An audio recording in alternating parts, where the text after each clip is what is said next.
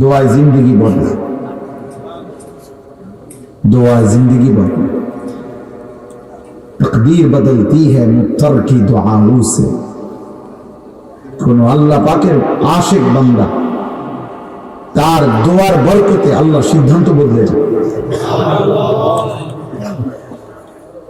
الدعاء سلاح المؤمن, দোয়া মুমিনের রক্ষা কবচ, হাতিয়ার। নবী সাল্লাল্লাহু আলাইহি ওয়াসাল্লাম বলেছেন, নবীজি বলেছে দাওয়াতুল মুসলিম মুস্তাজাবা, মুসলমানের সকল দোয়া কবুল। কোন মুসলমানের কোন দোয়া বিফলে যায় না। কেমনে কবুল হয়? নবী সাল্লাল্লাহু আলাইহি ওয়াসাল্লাম বলেছে তিন ভাবে কবুল হয়। এক, সে যা চেয়েছে আল্লাহ তাই দেয়। দুই, সে যা চেয়েছে তা না দিয়ে তার আগত কোনো বিপদ মুসিবত দূর করে দেয়। তিন, দুনিয়ায় কিছুই না দিয়ে এই দোয়াটাকে একটা নেক আমল হিসাবে আল্লাহ তাআলা রেখে দেয়, হাসরের দিন মিজানের পাল্লায় নেকি হিসাবে উঠায় দেয়। এই জন্য দোয়া মানেন, দোয়ায় কোনো লস নেই, দোয়ায় কোনো লস নেই, ব্যর্থতা নেই। দোয়ার একটা না একটা ফল হবেই হবে। হয় আমি যা চাইছি তা পাইলাম, নয়তো আমার সামনে বা আমার বংশধরের কোনো বিপদ আপদ দূর হবে, নয়তো কিয়ামতের দিন নেকি হিসাবে নিয়ে। এই জন্য হযরত অনেক বড় বুজুর্গ, লালপুরের হযরত বাংলাদেশের শ্রেষ্ঠ বুজুর্গ ছিলেন ওনার আব্বাজান, অনেক বড় বুজুর্গ ছিলেন। আমি হযরতকে দেখছি, নানুপুরের খানদানের শ্রেষ্ঠ সন্তান, নানুপুর সিলসিলা। এই জন্য ইনশাআল্লাহ ছেলেরা, বাবা তোমরা যেমন মনোযোগ দিয়ে বসছো, উঠাউঠি করো, বুট বাদাম চটপুটি বেহুদা নিজেদের মধ্যে হাসাহাসি আড্ডা বাজা। একটা মানুষ, সুস্থ স্বাভাবিক মানুষ সারাক্ষণ খামখেয়ালি করে না। এটা একটা পাগল এক ধরনের, যে শুধু হাসে, সারাক্ষণই রসিকতা, সারাক্ষণই ঠাট্টা, সারাক্ষণই ফুর্তি, সারাক্ষণই বিনোদন, সারাক্ষণই লাফায় ফালা। এটা এক ধরনের প্রতিবন্ধী, মানসিক ভারসাম্যহীন। সত্যি কথা, মানুষের সুস্থ মানুষ তাকে বলে যার জীবনের প্রত্যেকটা মিনিট সে হিসাব করে, ভাগ করে। ভাগ করাটা, আমি নাস্তা খাবো কখন, আমি বিশ্রাম করব কখন, আমি উপার্জনের জন্য চেষ্টা করব কখন, আমার নামাজ কখন, আমার জিকির কখন, তিলাওয়াত কখন, আমি ঘুমাবো কখন, এটা হিসাব করব। আল্লাহ তাআলা এই কথা বলে নাই যে বান্দা মোট 5 ওয়াক্ত নামাজে যত রাকাত, এত রাকাত কোনো এক বেলা এক ফাঁকে তোমার সুবিধা মতো টানা 30 রাকাত করে নেব, এটা না। সময় হিসাব, ওয়াক্ত না আসলে নামাজ ফরজ হয় না।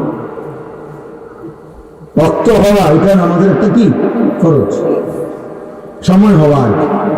ইন্নাস সালাতা কানাত আলাল মুমিনিনা কিতাবাম মাওকুতা, আল্লাহ বলে নামাজ আমার বান্দাদের উপরে ফরজ করা হলো সময়ের হিসাবে।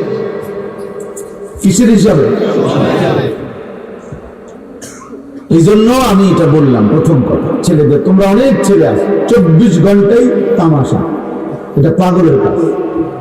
24 ঘন্টাই বিনোদন, 24 ঘন্টাই মোবাইল, 24 ঘন্টাই ফুর্তি, 24 ঘন্টাই নারী ছবি, নাচ গান, এই বন্ধুদের আড্ডা।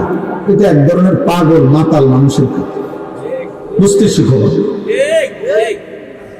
নিজের বিবেক, নিজের অনুভূতি কাজে লাগা।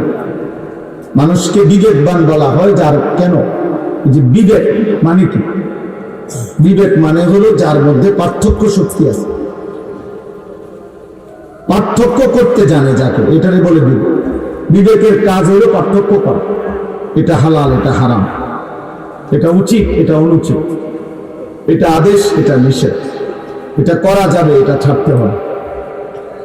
এই পার্থক্য জ্ঞান যার মধ্যে আছে, তার বিবেক আছে, তাকে মানুষ বলে। এটা যার মধ্যে নাই, ওটা জানো।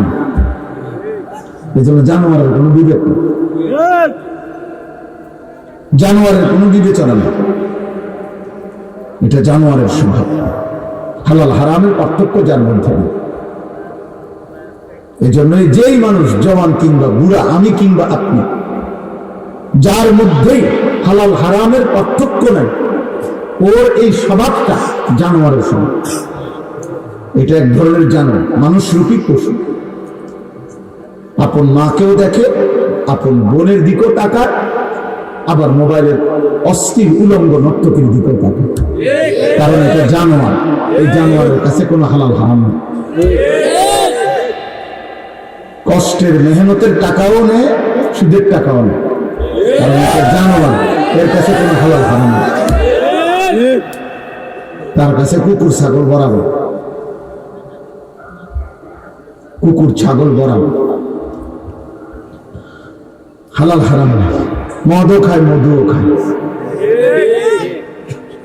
হ্যাঁ, গালিও দেয়, সালামও দেয়, নিজের স্ত্রীকেও দেখে, মোবাইল টেলিভিশনের নর্তকীও দেখে। এটা হালাল হারামের পার্থক্য হলো? তাহলে এটা তো জানোয়ারের সময়।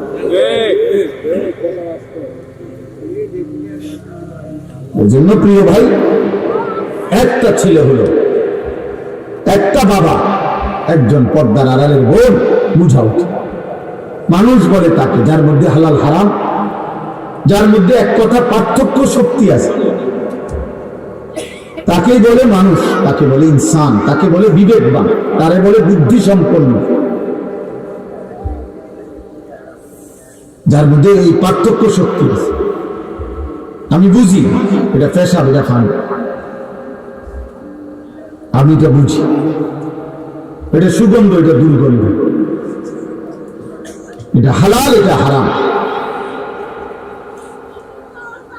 জীবন চলার এই সহজ কথা আমি সবাইকে বলি, এই একটা কথা যদি আমরা মনে রাখি, তাইলে মানুষ হওয়া সহজ। যার কাছে জীবন চলার পথে হালাল হারামের কোনো অনুভূতি নাই, পার্থক্য নাই, এই সমস্ত যুবক কিশোর, এই মনে রাখো, তোমরা যারা মুসলমান অথচ সেজদা নাই, এটা তো হারাম। নারী দেখো, ছবি দেখো, জুয়া খেলো, নেশা করো, অসৎ কল্পনা করো, এ তো হারাম। তাহলে হালাল হারামের কোনো পার্থক্য জ্ঞান নাই, যা তুমি মুসলমান, তুমি তো মানুষ না, তুমি তো মানুষ না ভাই। আকলে সেলিম, পূর্ণাঙ্গ, বিশুদ্ধ, পুত পবিত্র আকল যার আছে, কে মানুষ বল। ওই বেয়াদব দেখো, ওই মোবাইল ধরে রাখছে, চশমাওয়ালা বেয়াদব, খুব সম্ভব হুজুর হবে, মাদ্রাসার ছাত্র, চেহারা দেখে বোঝা যাচ্ছে বেয়াদব। হ্যাঁ, মাদ্রাসার ছাত্র তো এই বেয়াদবি করার কথা না ভাব, বাকি জেনারেল ছেলেদের সামনে লজ্জা পাই না।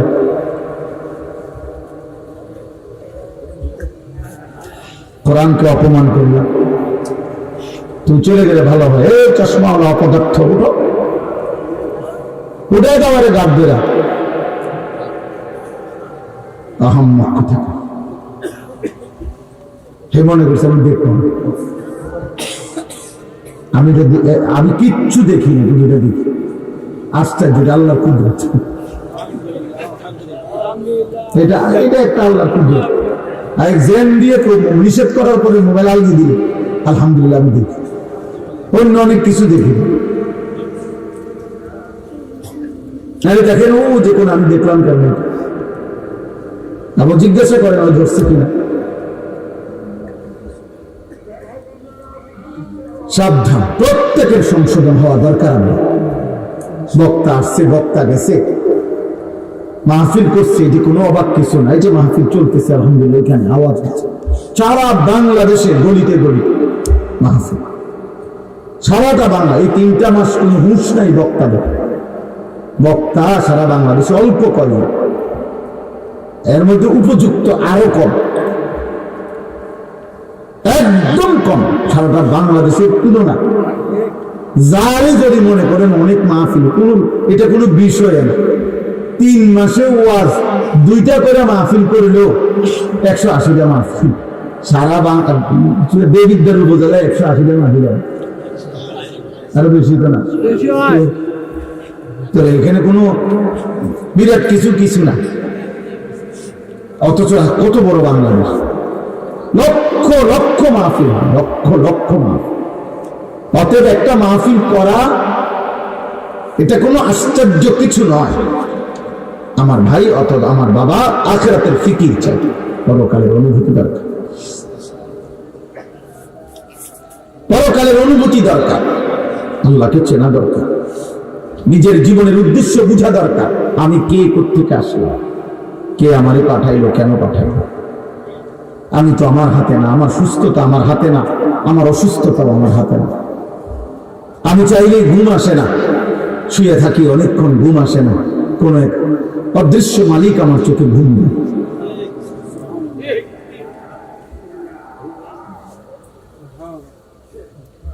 তাই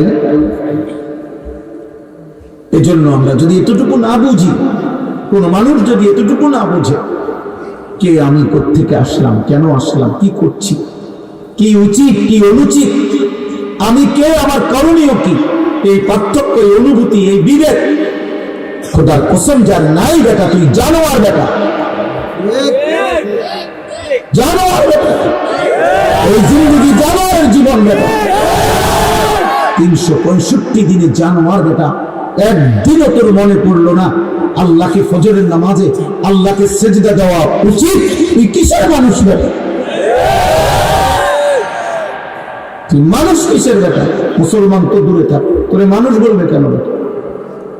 365 দিনে মানুষের বাচ্চা, একদিনও তোর মনে পড়লো না বেটা? 365 দিন 24 ঘন্টা একবারও তোর মুখে জবানে আল্লাহ এই নামটাও বের হইল না, তুই কিসের মানুষ বেটা? হাইওয়ান কোথাকার, কে তার কি শিখাইল, কি করছে? সৃষ্টি করতেই চেনে না, বানানেওয়ালাই চেনে না, আল্লাহ চেনে না, নবী চেনে না। এত লাশ, এত মৃত্যু, এত জানাজা, এত আজান, এত মসজিদ, এত মাদ্রাসা, চারিদিকে তালিবে ইলম, দাড়ি টুপিওয়ালা কত মানুষ। হ্যাঁ, দাদা মুসলমান, বাবা মুসলমান, চাচা, জেঠা, মামা, ফুফা, খালু, পরিবারের সবাই মুসলমান, চারিদিকে মসজিদ, 2-4-5 কিলোমিটারের ভিতরে মাদ্রাসা, হাফেজ, প্রত্যেকের প্রতিটা ছেলে এখানে, এমন একজনও নাই এখনকার সময়ে প্রত্যেকের বংশে একজন না একজন, 2জন হাফেজে কোরআন আছে। কারো শাস্তে ভাই, কারো মামতে ভাই, কারো জাততে ভাই, কারো ফুফাতো ভাই, কারো শালা, কারো দুলা ভাই আছে না? চারিদিকে মসজিদ, মাদ্রাসা, আত্মীয় স্বজন সব মুসলমান। এরপরে প্রতিবেলা আজান হয়, এত ছেলে কোরআনের হাফেজ হয়, চারিদিকে মাদ্রাসার আওয়াজ হয়, এত কিছুর মাঝখানে থাইকা যেই জানোয়ার 1 লক্ষ নামাজ পড়ে না, তুই মানুষের বাচ্চা কেমনে বেটা? তুই মুসলমানের বাচ্চা কেমনে বেটা? এখানে দাঁড়ায় বল। হাইওয়ান, চারিদিকে এত কিছু, ইসলামকে চিনাবার জন্য মসজিদ আছে, আযান হচ্ছে, ইমাম আছে, মুয়াজ্জিন আছে, দাদা, নানা, চাচা, মামা সব মুসলমান, দাড়ি টুপিওয়ালা মুরব্বী আছে, হাফিজ কোরআন আছে, মাদ্রাসা আছে, চারিদিকে এত ব্যবস্থাপনার পরেও মাত্র 16 বছরের বাচ্চা এত বড় গাদ্দার, এত বড় বেয়াদব। এটা এই বেয়াদব এত কিছুর ভিতরে থাকেও 1 ওয়াক্ত নামাজ পড়ে না। নাউজুবিল্লাহ, চিন্তা করেন কত বড় ডাকাত, কত বড় বেয়াদব। দেখো উলঙ্গ ছবি দেখো, নর্তকী দেখো, কি বেশির থেকে বেশি কোনো অর্জন নাই। শেষ পর্যন্ত একটা অপমানকর জীবন, লাঞ্ছনা ছাড়া কিছু যুদ্ধ না। দেখো, আজ না হোক কাল, এবছর না হয় 2-4 বছরের ভিতরে দেখবা প্রত্যেকটা নেশাগ্রস্ত, মোবাইল আসক্ত যুবক, কিশোর, দেখবা শেষ পর্যন্ত জীবনটা হাফ প্যান্ট ছাড়া জীবনটা হতাশা ছাড়া আর কিছু যুদ্ধ। আমি কালকেও বুঝাইছি এক ছেলের, আমি বলছি মিয়া মনে রাখবা, আল্লাহর সাথে যার সম্পর্ক না, ওযু নামাজ আখিরাত পরকালের সাথে যার সম্পর্ক না, তার সমস্যা বড় একটা বিষয়।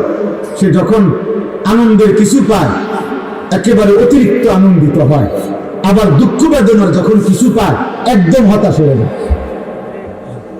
একদম হতাশ হয়ে যায়। কিন্তু ঈমানদার সুখেও সীমা অতিক্রম করে না, দুঃখেও আল্লাহকে ভোলে না, কারণ সে বুঝে সুখ আমার আল্লাহ দিছে, দুঃখ আমার আল্লাহ দিছে। যিনি হাসায় তিনি কাঁদান, যিনি ঘুম দেন তিনি চোখ পেলেন, আমার আল্লাহ করেন, অসুবিধা কি? নবীজি এর জন্য বলছেন, আল্লাহ আমি এমন একটা জীবন চাই যে একদিন আমি পেট ভরে খাবো, আপনার শুকর করব, একদিন আমি অভুক্ত ক্ষুধার্ত থাকবো, আপনার জন্য সবর করব। নবীজি নিজে আল্লাহর কাছে এমন জীবন চাইছে, খাবো যে বেলা সে বেলা শুকর করব, ক্ষুধার্ত থাকবো যেই বেলা সে বেলা সবর করব। কোন বেলা শুকর, কোন বেলা কি, কোন বেলা সবর। এক বুজুর্গ, ওনার 6টা ছেলে ছিল, তো ওনার এক ছেলে ঘোড়ার আঘাতে ঘোড়ার পায়ের বাড়িতে মারা গেছে। তখন উনি ছেলের জানাজা পড়ে দাফন করে বলছেন, আল্লাহ আপনার শুকর, আমার ছেলে তো 6 জন, আপনি নিছেন 1 জন, রেখে তো দিছেন 5 জন, আপনি চাইলে নিতে পারতেন 5 জন, দিতে পারতেন আমারে 1 জন, আপনার শুকর 1 জনে না নিছেন, 5 জন তো এখন আছে। এক বুজুর্গের 2 পাও 2 হাত, এই 4টা অঙ্গের মধ্যে একদিন পায়ের মধ্যে এমন ফোঁড়া বিষাক্ত হয়েছে, ডাক্তার হাঁটু সহ একটা পাও কেটে ফেলছে। আমরা কিতাবে পড়ছি, ওই বুজুর্গ আল্লাহর কাছে বলছে, আল্লাহ আমার 2 হাত 2 পাও 4টা অঙ্গ, আপনি একটা নিছেন, 3টা রেখে দিছেন, আপনার শুকর মাওলা, আপনি তো 3টা নিয়ে একটা রেখে দিতে পারতেন। দুঃখের মাঝেও আল্লাহকে ডাকছে, আল্লাহকে ভুলে দেন, কারণ আল্লাহকে ভুললে লাভ, আল্লাহকে ভুললে সমাধান দেবে আর তো কেউ নেই বিকল্প।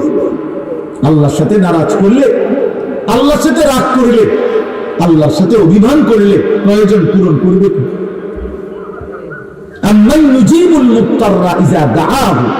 আল্লাহ বলে, বলো না বান্দা, বান্দা যখন বিপদগ্রস্ত হয়ে ডাক দেয় কাউকে, যে সে আমি ছাড়া কে পূরণ করবে? আমার বান্দার ডাকে সাড়া দিবে কে? আমি ছাড়া কে? চলে এই জন্য আমরা ইনশাআল্লাহ ছেলেরা বাবা নষ্ট হয়ে হবে, নিজেরে নিজে পাগল বানায় না, মাতাল বানায়, প্রতিবন্ধী বানায় না। তোমার কাছে তুমি লজ্জিত হয়ে হবে, ধর্মের অপমান করো না, ইসলামের অপমান করো না, নিজেরে নিজে নষ্ট করো। পৃথিবী তোমার কাছে কিছু চায়, মা বাবার অনেক স্বপ্ন ছিল তোমার, এই গ্রাম, এই দেশ, এই জাতি, আত্মীয় স্বজন সবাই তোমার কাছে ভালো কিছু প্রত্যাশা করে। ইসলাম তোমার কাছে কিছু চায়, আল্লাহ চায়, নবীর 23 বছরের মেহনত তোমার কাছে কিছু চায়। নবী তো বলে গেছেন, উম্মত আমার দিন আমি তোমাদের কাছে রেখে গেলাম, তারাকতু ফীকুম আমরাইন লান তাদিল্লু মা তামাসসাকতুম বিহিমা। আমাদের একজন বড় বুজুর্গ আলেম ছিলেন, হুজুর ইন্তেকাল করছেন, হযরত মাওলানা মুস্তাফা আল হুসাইনি রাহমাতুল্লাহি আলাইহি। হুজুরের বয়ানে আমি একদিন শুনছিলাম ছাত্র জীবনে, হুজুর বলছেন যে দুনিয়ার মধ্যে মনে করেন একটা বাসের সিট, 2 সিট, এই সিটে একজন লোক বসছে, আরেকটা সিটে আরেকজন প্যাসেঞ্জার বসছিল, বাকি উনার একটু জরুরতে উনি নামছে, নামার সময় উনি ওনার ব্যাগটা করে আর কইছে লোকটারে, ভাই একটু খেয়াল রাখেন আমার সিটটা। তো যখনই নতুন কেউ এসে বসতে চায় তখনই ওই পাশের লোক বলে, ভাই লোক আছে। আসলে তো লোক আছে না, ব্যাগে না, আসলে কেই আছে এখানে, এখন ব্যাগ আছে, কিন্তু সে কি করে লোক। আর ওই লোকও দেখলে, ব্যাগ দেখলেই বুঝে কি আছে এখানে একজন। তো হযরত বলছেন আল্লাহ তাআলা আল্লাহ নবী সাল্লাল্লাহু আলাইহি সাল্লাম বলছেন উম্মত 23 বছরে আমি আমার কোরআন আমার সুন্নাহ তোমার কাছে রেখে গেলাম, যখনই তোমার কাছে দুনিয়ার কোনো কাফের মুশরিক শয়তান ইবলিস বেঈমান তোমার কাছে নতুন কিছু গুনার আমন্ত্রণ নিয়ে আসবে, তুমি বলবা না আমার কাছে আল্লাহ আছে, আমার কাছে রাসূল আছে। আপনি আমার জায়গায় কিছু রাখতে পারেন, কারণ আমার কোরআন আছে, আমার রাসূলের হাদিস আছে, আমি তোমার থেকে নেব কেন? আমার না আমার দিয়ে গেছে আমার নবী। নবীজি সাল্লাল্লাহু আলাইহি ওয়াসাল্লামকে আল্লাহ তাআলা কি পরিমাণ ভালোবাসা দিয়েছেন, মহব্বত দিয়েছেন, সম্মান দিয়েছেন, ইজ্জত দিয়েছেন। 23টা বছর আল্লাহ বলছে বন্ধু যে আপনাকে যা বলবে আপনার প্রত্যেকটা, আপনার যদি কেউ গালি দেয় মন্দ বলে, আমি আল্লাহ ওয়াদা দিলাম আমি আল্লাহ আমি জবাব দেব। আপনার ইজ্জত, আপনার সম্মান, আপনার ভালোবাসা, আপনার মর্যাদা আমি আল্লাহ আমি সবকিছুর ঊর্ধ্বে তুলে ধরব, তুলে ধরব। আমাদের প্রিয় নবী সাল্লাল্লাহু আলাইহি ওয়াসাল্লাম মক্কার কাফেররা একবার নবীজিকে 3টা প্রশ্ন করছিল। প্রশ্নের মধ্যে বলছিল মুহাম্মদ তোমার কাছ থেকে 3টা প্রশ্নের জবাব আমরা চাই। 1 নাম্বার হলো গুহার মধ্যে অবস্থান করেছিল কয়েকটা যুবক, আল্লাহর জন্য যারা নিজেদের দেশ ছেড়ে দিছিল, এই যুবকদের গল্পটা কি তুমি বলো। 2, একজন বাদশা ছিল যে পৃথিবীর এই প্রান্ত থেকে ওই প্রান্ত ভ্রমণ করেছে এবং মানুষের দুঃখ দুর্দশা দূর করেছে, সেই বাদশার নাম কি, ঘটনা কি বলো। 3, আমাদের দেহে যে বলে রূহ, এই রূহটা কি, এটা স্বরূপ কি, আকৃতি কি, প্রকৃতি কি, এটা বলতে কি বুঝায়, এটা কও। আল্লাহ নবী সাল্লাল্লাহু আলাইহি ওয়াসাল্লাম বলছেন আগামীকাল আইসো, কালকে বলবো। কিন্তু ঘটনা চক্রে আল্লাহর ইচ্ছা এই একদিনে নবীজি সাল্লাল্লাহু আলাইহি সাল্লাম ইনশাআল্লাহ এটা বলে না, কালকে বলবো ইনশাআল্লাহ এই কথাটা কয় না, শুধু বলছে কালকে আইসো, কালকে বলবো। আল্লাহ নবী সাল্লাল্লাহু আলাইহি ওয়াসাল্লামের এই ছোট্ট আচরণটা আরশ আজিমের মালিক আল্লাহ তিনি মাইন্ড করছেন, অভিমান করেছেন। অভিমান, রাগ করছে না, অভিমান করছে। অভিমান আর রাগের মধ্যে পার্থক্য। রাগ হইল সেচ্ছি তো সেচ্ছি, এর ফলে কি উপকারী রাগ। আর অভিমান হলো ভিতরে ভিতরে ঠিক আছে, উপরে একটা ভাব নিয়েছে রাগ ঠিক হয়ে যাব, নিয়ত হলো যে ঠিক হয়ে যাবে, এটাকে বলে অভিমান। আল্লাহ তাআলা অভিমান করছেন বন্ধু, আপনার 24 ঘন্টা আমি আপনার দিকে তাকায় থাকি, আপনারে ভালোবাসি, আপনি আমার নামটা নিলেন না কেন? একবার মাত্র, একবার নিলেন না কেন? তো আল্লাহ তাআলা বলছে জিবরাইল যাইবা না বুঝতে পারছি, বইয়ে থাকো, চোখ বইয়ে থাকো, দোস্তরে কहो দোস্ত আমি উত্তর আমি দেন, যা যা।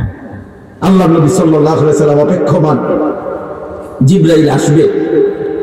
জিবরাইল তো আর আসে না, 1 দিন 2 দিন এইভাবে টানা 15 দিন হয়ে গেছে বা 17 দিন জিবরাইল আর আসে না। নবীজিও এই 3 কথার উত্তর দিতে পারছে না, কারণ উনি তো জানতেন, নবীজি তো এসেই জানতেন যে আল্লাহ আমারে বলবে, ওহী নাজিল করবে।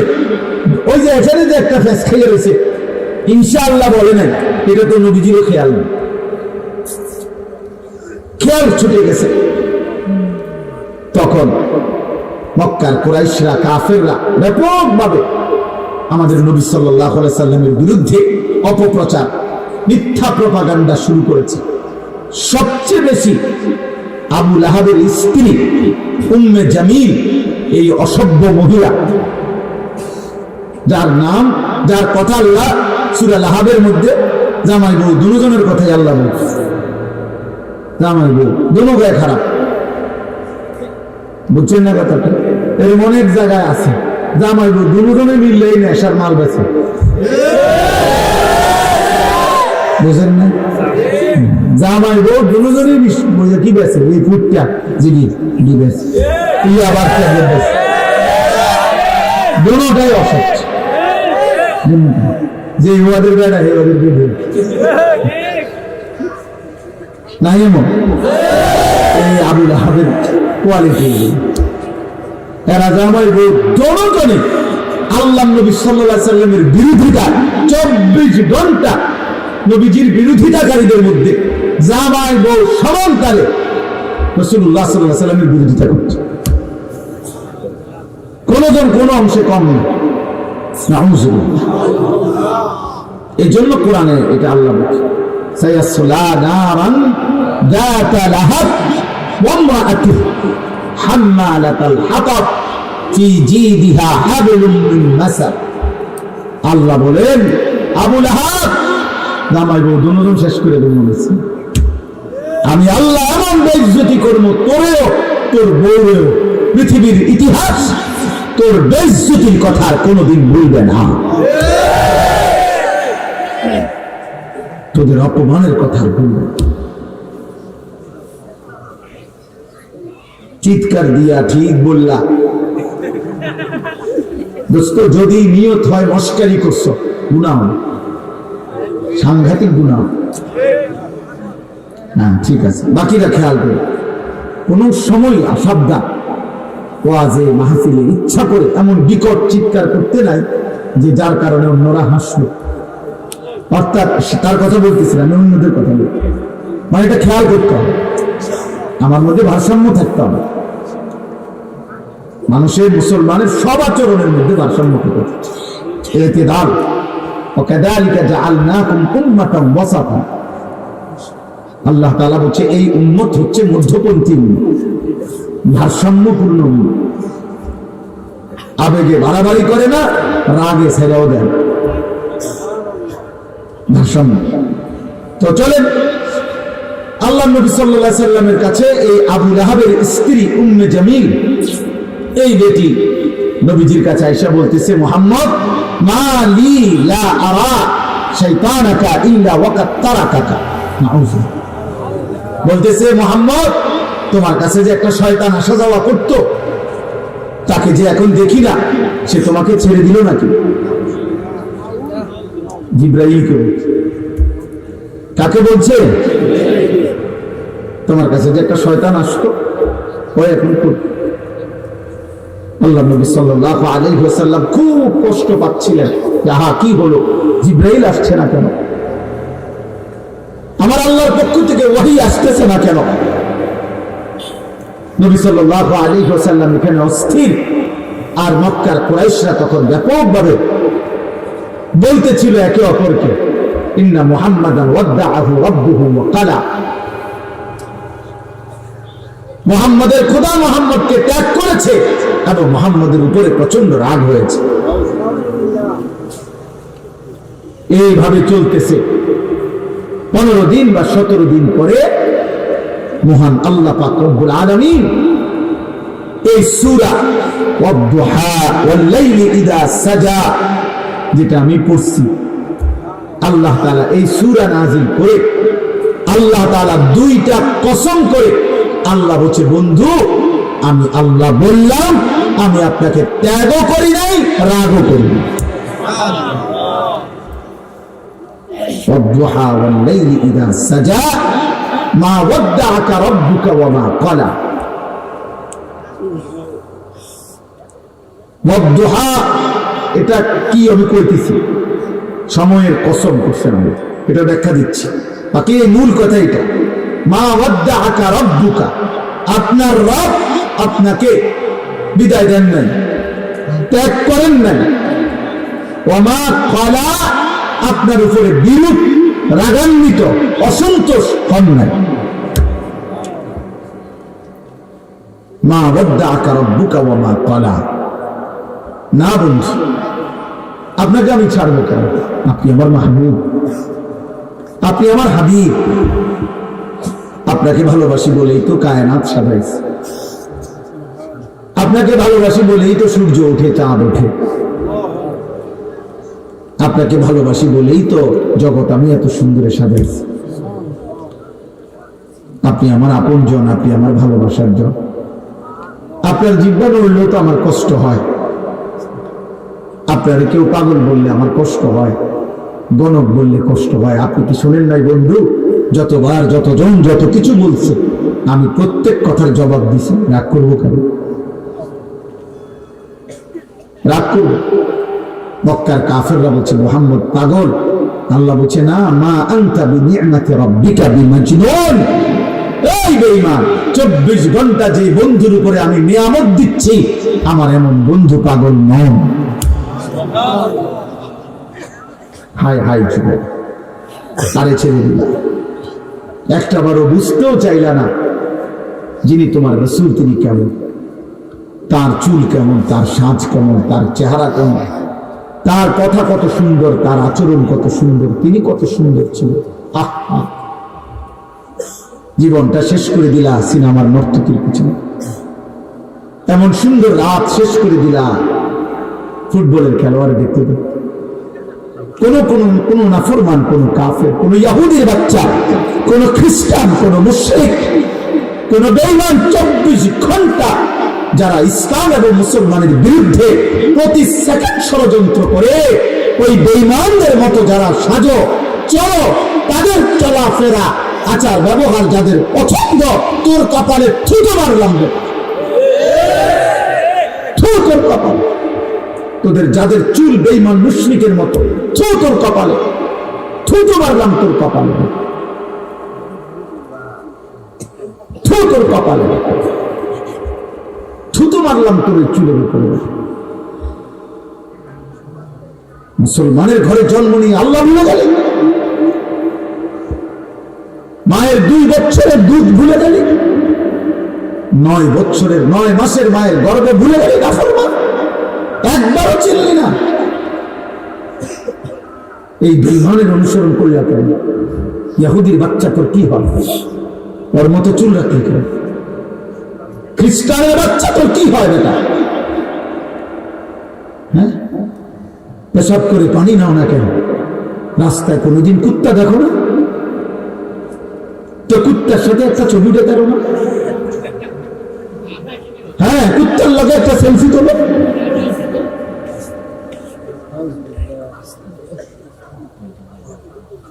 কারণ তার আখলাক তো তোমার মতো। বলো, মোবাইলে যে নারী দেখো, এই নওজোয়ান, এটা তোর মা? উলঙ্গ নারী তোর মা?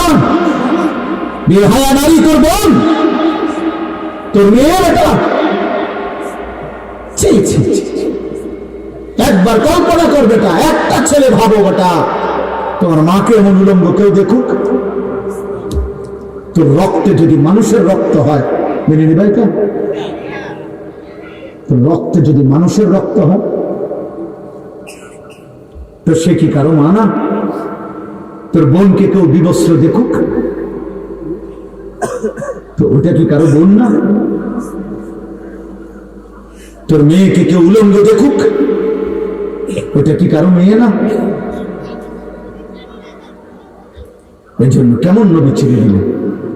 24 ঘন্টা আল্লাহ বলছে, বন্ধু আপনাকে আমি ভালোবাসি, আপনাকে যারা ভালোবাসে আমি তাদেরকেও ভালোবাসি। আপনার চুল দেখে কেউ যদি চুল রাখে, কসম বন্ধু আমি তাকে ভালোবাসি। আপনার দাড়ি দেখে যদি কেউ দাড়ি রাখে, কসম বন্ধু ইউহিব্বুকুমুল্লাহ, আমিও তাকেও ভালোবাসি। আপনার মিসওয়াক দেখে কেউ যদি মিসওয়াক করে, আমি বন্ধু আমি তাকে ভালোবাসি। আপনার দস্তরখান দেখে কেউ যদি দস্তরখান বিছায়, আমি তাকে ভালোবাসি। আপনার একটা একটা সুন্নাত দেখে যদি কেউ নিজের ঘর, নিজের সংসার, নিজের জীবন, নিজের চেহারা, নিজের চলাফেরা, আচরণ সাজায়, কসম বন্ধু আমি তাকে ভালোবাসবো, নিজ হাতে জান্নাত দিয়ে দেব। ইউহিব্বুকুমুল্লাহ ওয়া ইয়াগফির লাকুম যুনুবাকুম ওয়াল্লাহু গফুরুর রহিম। আল্লাহ বলেন বন্ধু, ওয়াদ্দুহা, সকালের সূর্যটা যখন আলোকিত হয়, গোটা পৃথিবীকে যখন আলোকিত করে, এই পরিষ্কার ফর্সা উজ্জ্বল আলোকিত সূর্যের ওই সময়টার কসম করে বলছি বন্ধু, ওয়াল্লাইলি ইযা সাজা, রাত্রি যখন গভীর হয়, অন্ধকারের কালো চাদরে রাত যখন ঢেকে যায়, এই গভীর অন্ধকার রাতের বন্ধু কসম করে বলছি, মা ওয়াদ্দাকা রাব্বুকা ওয়া মা ক্বালা, আমি আপনারে ভুলি নাই, আমি আপনার উপরে এক বিন্দু রাগ করি নাই। এখানে দুই বেলা বলছে, এক হলো দিনের আলো, আরেক বেলা রাতের অন্ধকার। যেন আল্লাহ বুঝাইছে, রাত বলেন দিন বলেন 24 ঘন্টার কোন মুহূর্তেই আমি ভুলি, রাতেও ভুলি নাই, দিনেও ভুলি। আপনারা আমি ভুলবো কেন? এই জন্য ওয়াদ্দুহা মানে হলো জোহরের আগে, ফজরের সূর্য উদয় হওয়ার পর, জোহরের আগে মাঝখানের যে টাইমে সূর্য প্রখর ভাবে পূর্ণ উঠে আলোকিত হয়, এইটারে কয় দুহা, ওয়াক্তুদ দুহা। আমাদের দেশে মুরব্বীরা বলে চাষতের টাইম, চাষতের একটা নামাজ পড়ে, এইটা নফল। আরো সহজ হলো যে মানুষ স্বাভাবিকভাবে এই টাইমে আপনার ঈদের নামাজ পড়ে, এই ঈদের নামাজ এই টাইমে পড়ে। এই জন্য এই টাইমে যেহেতু ঈদের নামাজ পড়ে প্রাণী জবাই করে আল্লাহর হুকুমে কোরবানির দিন, এই জন্য এইটারে বলে ইয়াউমুল আযহা, ঈদুল আযহা। এই আযহা যা ওয়াদ্দুহা ওটা, ওয়াদ্দুহা ওয়াল লাইলি ইযা সাজা। আল্লাহ বলেন, আমি দুইটা সময়ের কসম করে বললাম বন্ধু, আমি আপনাকে ছাড়ি না, আমি আপনাকে ভুলি নাই, ত্যাগ করলাম। এরপরে আল্লাহ বলেন, ওয়ালাল আখিরাতু খায়রুল লাকা মিনাল উলা। আল্লাহ তাআলা বলেন বন্ধু, আপনার এই কথার দুই অর্থ। ওয়ালাল আখিরাতু খায়রুল লাকা মিনাল উলা, আজকের দুনিয়াতে বন্ধু আপনাকে যত সম্মান যত ইজ্জত দিছি, আল্লাহ বলে কসম বন্ধু, আখিরাতে আপনার জন্য তার চাইতে কোটি কোটি গুণ বেশি সম্মান আর মর্যাদা রেখে দিয়েছে। সম্মানের দেখছেন, ওরা বুঝছে কি? ওরা তো ভালোবাসা এখনো দেখেই না। ওরা যখন দেখবে হাসরের মাঠে সব চুপ, আপনি প্রথম কথা বলতেছেন, তখনই তো ওরা বুঝবে আপনার সম্মান কি। ওরা যখন দেখবে হাসরের ময়দানে কারো মুখে আওয়াজ নাই, আপনি প্রথম সুপারিশ করছেন, তখনই তো তারা বুঝবে আপনার সম্মান কি। ওরা যখন দেখবে সব নবী দাঁড়িয়ে আছে, আপনার হাতে আল্লাহর প্রশংসার পতাকা, তখনই তো ওরা বুঝবে আপনার সম্মান কি। ওরা যখন দেখবে সব নবী উম্মতকে ফিরাইয়া দিচ্ছে আর আপনার কাছে এসে সবাই জমা হয়েছে, তখনই তো বুঝবে আপনার সম্মান কি। ওরা যখন দেখবে সব দাঁড়াইছে লাইনে, আপনি দাঁড়াইছেন পৃথক মাকামে মাহমুদের নির্ধারিত জায়গাতে, তখনই তো বুঝবে আপনার সম্মান কি। ওরা যখন দেখবে সবাই বলতেছে ইয়া রব্বি নফসি নফসি, আল্লাহ আমাকে বাঁচান আমাকে বাঁচান, আপনি বলবেন ইয়া রব্বি উম্মতি উম্মতি, আমার উম্মতকে বাঁচান মাওলা, তখনই তো ওরা বুঝবে আপনার সম্মান কি। ওয়ালাল আখিরাতু খায়রুল লাকা মিনাল উলা, আখিরাত উত্তম, নবীর জন্য আখিরাত উত্তম, নবীর উম্মতের জন্য আখিরাত, কথা বলে না, আখিরাত আখিরাত উত্তম। দুনিয়া তুচ্ছ, এই ভাত খাওয়া ঘুম যাও, পেশাব পায়খানা করো, হ্যাঁ দুনিয়া ভোগ করো, তো তাকাইয়া দেখবা তুই যেই মাটির উপরে তুমি দুনিয়া ভোগ করো, ওই মাটির উপরে কুত্তাও দুনিয়া ভোগ করো, শুকরও দুনিয়া ভোগ করো। অতএব এখানে আহামরি কিচ্ছু নেই, আশ্চর্যের কিছু নেই। হ্যাঁ, আমরা যদি বিল্ডিং এ ঘুমান, ইউরোপ আমেরিকার মধ্যে কুত্তাও বিল্ডিং এ ঘুমান। হ্যাঁ, শুকর অত্যাধুনিক এসি, সেন্ট্রাল এসি ওয়ালা বিল্ডিং এ শুকর পালে ফার্ম, 80-90 লাখ টাকা দামের গাড়ি দিয়া, প্রাইভেট কার দিয়া ছাগল টানে, ছাগলের ঘাস টানে। হ্যাঁ, হেলিকপ্টার দিয়ে সার দেয়। ইউরোপে আমার পরিচিত লোক আছে, ওনারা বলছে আপনি কি করেন, তো আমি হেলিকপ্টার দিয়ে সার দেয়। হেলিকপ্টার দিয়ে খেতে কি দেয়, মানে সবজি। এত লম্বা প্রজেক্ট কোম্পানির, আটকে দাম জানে হেলিকপ্টার দিয়ে সামনে। তো দুনিয়া বেঈমান আমাদের চাইতে বেশি ভোগ করছে না? কত বলে না কেন? আমাদের দেশে 100 তলা বিল্ডিং কয়টা? তো ইউরোপ আমেরিকা তো অগণিত, অগণিত, হ্যাঁ অগণিত। এই জন্য ভাইয়া আল্লাহ তাআলা বলছে, বন্ধু আপনার জন্য আখিরাত উত্তম, দুনিয়া উত্তম, তাকে আখিরাত তার চাইতে কোটি গুণে বেশি উত্তম। এই জন্য আজকে এতটুকু শেষ কথা হলো, ওয়ালা সাউফা ইউতিকা রাব্বুকা ফাতারদা। আল্লাহ বলছে, বন্ধু আপনি মন খারাপ করেন না, আমি আল্লাহ তাআলা ওয়াদা দিচ্ছি, কসম করে বলছি, আপনাকে আমি এই পরিমাণ নিয়ামত দেব, এই পরিমাণ দেব আপনাকে, আপনার যা চাওয়া আমি সব এই পরিমাণ দেব।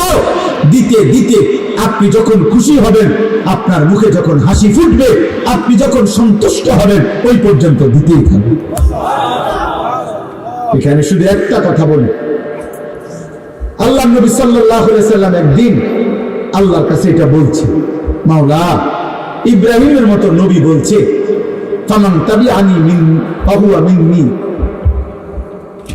ফামান তাবিআনি ফাইন্নাহু মিন্নি ওয়া মান আসানি ফাইন্নাকা গফুরুর রহিম।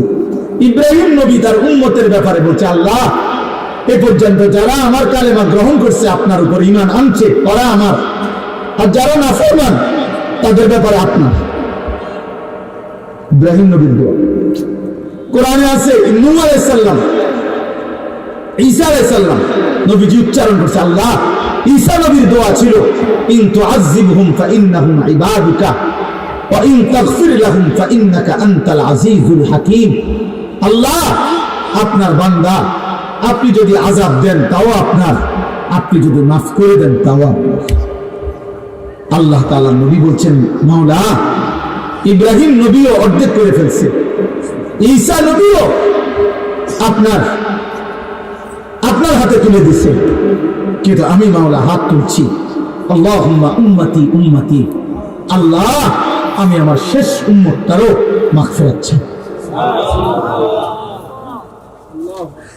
আমি মাওলা আপনার কাছে চাচ্ছি, আমি আমার শেষ উম্মতেরও জাহান্নাম থেকে মুক্তি চাই, আমি আপনার শেষ উম্মতেরও জান্নাত চাই। তখন আল্লাহ বলছে, ওয়ালা সাউফা ইউতিকা রাব্বুকা ফাতারদা। বন্ধু ঠিক আছে, আপনার এই চাওয়াটা আমি পূর্ণ করব, আপনার পূর্ণ এই পরিমাণ মাগফিরাত দেব আপনার উম্মতের, আপনি খুশি হবেন, আপনি খুশি, আপনারা খুশি করেই যাবে, খুশি করে। অতএব নবী তো আমাদের জন্য কেঁদেছেন, নবী তো আমাদের জন্য সুপারিশ করবেন, কিন্তু আব্বা যদি রাসূলুল্লাহ সাল্লাল্লাহু আলাইহি ওয়াসাল্লামের হাতে আমলনামা দেওয়ার পরে যে, ইয়া রাসূলুল্লাহ আমি আনিসুর রহমান, আমার জন্য একটু সুপারিশ আপনি করেন, আর আল্লাহ নবী যদি সেই আমলনামার মধ্যে দেখে 30 বছর সুদ কিস্তি, বছরের পর বছর 5 ওয়াক্ত নামাজ নাই, সিজদা নাই, 365 দিনে একদিনও ফজরের নামাজ নাই, নারী ছাড়া, ছবি ছাড়া, জিনা ছাড়া, ব্যভিচার ছাড়া, অশ্লীল দৃশ্য ছাড়া, উলঙ্গ নাচ গান ছাড়া আর কিছু নাই, আহা আল্লাহ নবী চোখের পানি ফেলে বলবেন, উম্মত এটা কি আমল না, এটা নিয়ে আমি মালিকের সামনে কেমনে দেখাবো? আমি যদি বলি আল্লাহ আমি শ্রেষ্ঠ নবী, শ্রেষ্ঠ উম্মত, তার আমল না, আমার আল্লাহ কি বলবে? এবং এটা কিতাবে আছে। নবীজি তখন কাঁদবে, হায় উম্মত, এত বড় বেইজ্জতি আমরা কেমন করব? আমি তো ভাবি নাই উম্মত, আমি তো ভাবি নাই উম্মত, এত বড় অপমান হব। আমি ভেবেছিলাম উম্মত আমার তায়েফের রক্তের কথা শুনে, আমার উহুদের দান দান শহীদ কথা শুনে, আমার পেটে পাথর বাঁধা ক্ষুধার কষ্টের কথা শুনে সারা রাত চোখের পানি ফেলে কেঁদেছিলাম উম্মত তোদের জন্যে। এই কথাগুলো শুনে আমি মনে করছি আমল নামাটা সুন্দর করে আনবা, আজ এটা কি আনবা? তুমি আমার এত বড় অপমান। কোন বাবা যদি বলে ফুট আজ 12টা বছর আমি বিদেশ করে একটা একটা টাকা জমাইয়া তোরে আমি চেষ্টা করছিলাম, মনে বড় আশা করছিলাম মানুষ করুন, আজ বুঝি 12 বছর পরে ফলাফল তুই ফেল, পরীক্ষার এই রেজাল্ট। কোনো বাবা কাঁদবে না তখন? তো আল্লাহ তাআলা নবী এটা বলবেন, উম্মত আমাকে এত বড় অপমান কেমনে করবে? এই জন্য বন্ধু, সুপারিশ তো নবী করবেন, আল্লাহ মাফ করবেন, কিন্তু সকলকেই জান্নাত দেব এই কথা কোরআনে আল্লাহ বলে নাই, বরং বলছে আপনাকে খুশি করে দেব। কি করে দেব বলেন? খুশি করে। এই জন্য দয়া করে প্রত্যেকে আখিরাতের ফিকির করে, আমাদের জন্য আখিরাতই উত্তম। একটা ছিল, বাবা উঠো না বাবা, আমি অনুরোধ করলাম, ওনারে আমিও সম্মান করি, লালপুরের হজরতের সাহেবজাদা উনি। আমি তো শুরুতেই তোমার বলে বলছি, বাবা উঠো না, এক আল্লাহওয়ালার দোয়া নিয়ে যাও। সবাই রাজি ইনশাআল্লাহ? বলো রাজি ইনশাআল্লাহ? আব্বা উঠো না, আমি তুমি করে মহব্বত করে বলি, আমারও অপমান করো না, আমারও বেইজ্জতি করো না। আমি প্রত্যেকটা ছেলে, ঠান্ডা শীত কুয়াশা, হযরত খুব লম্বা বয়ান করবে না, অল্প বয়ান করবেন ইনশাআল্লাহ, দোয়া করে দিবে। সবাই দোয়া নিয়ে গেলে বরকত হবে। চোখের এক ফোঁটা পানি যদি পড়ে আর আল্লাহ যদি বলে বান্দা মাফ করে দিলাম, তো জিন্দেগি সুন্দর হবে। এই জন্য আমরা প্রত্যেকে ইনশাআল্লাহ বসি, হযরতের কথা শুনি। আল্লাহ তাআলা আমাদেরকে তৌফিক দান করেন, আল্লাহ আমাদেরকে কবুল করে নেন। আজকের এই মাসিকারা উত্তরপাড়া ফজলুল উলুম মাদ্রাসা আল্লাহ কবুল করে নেন। মাদ্রাসার যে ফিকির, যে মেহনত আপনারা মাদ্রাসার জন্য দান করবেন, সহযোগিতা করবেন। একটা মাদ্রাসা এলাকাবাসীর কাছে তিন জিনিস চায়: এক, দোয়া; দুই, সন্তান; তিন, দান সাদাকা। প্রত্যেক মুসলমানের কাছে আবদার, মাদ্রাসার জন্য দোয়া করবেন, মাদ্রাসায় দান সাদাকা করবেন, মাদ্রাসায় নিজেদের সন্তানদেরকে পড়তে দিবেন। বলেন ইনশাআল্লাহ? বলেন ইনশাআল্লাহ? কিশোর ভাই, যুবক ভাই, নওজোয়ান, কেউ উঠো না, আব্বা দোয়া দোয়া। আল্লাহ চাইলে তো তুমিও ভালো হবে, আল্লাহ চাইলে তুমিও ভালো হবে, আল্লাহ চাইলে তোমার হাতেই কালেমার পতাকা উঠবে ইনশাআল্লাহ। এখান থেকেই আগামীর মাহাদির সৈনিক তৈরি হবে ইনশাআল্লাহ। আল্লাহ তাআলা মাদ্রাসা কবুল করেন। যিনি আমার আগে ওয়াজ করেছিলেন তিনি আমার আপন আত্মীয় হযরত মাওলানা মুফতি উসমান গনি দামাত বারাকাতুহুল আলিয়া। ওনার দাওয়াতেই মূলত আমি এখানে আসছি, আর এমনিতে তো আমি আপনাদেরকে চিনি ভালো করে। আল্লাহ তাআলা আমাদের সবাইকে ভালো রাখেন, কবুল করেন। এই মাদ্রাসার তামাম জরুরত আল্লাহ পূরণ করে দেন। সুবহানাল্লাহি ওয়া বিহামদিহি, সুবহানাকাল্লাহুম্মা ওয়া বিহামদিকা।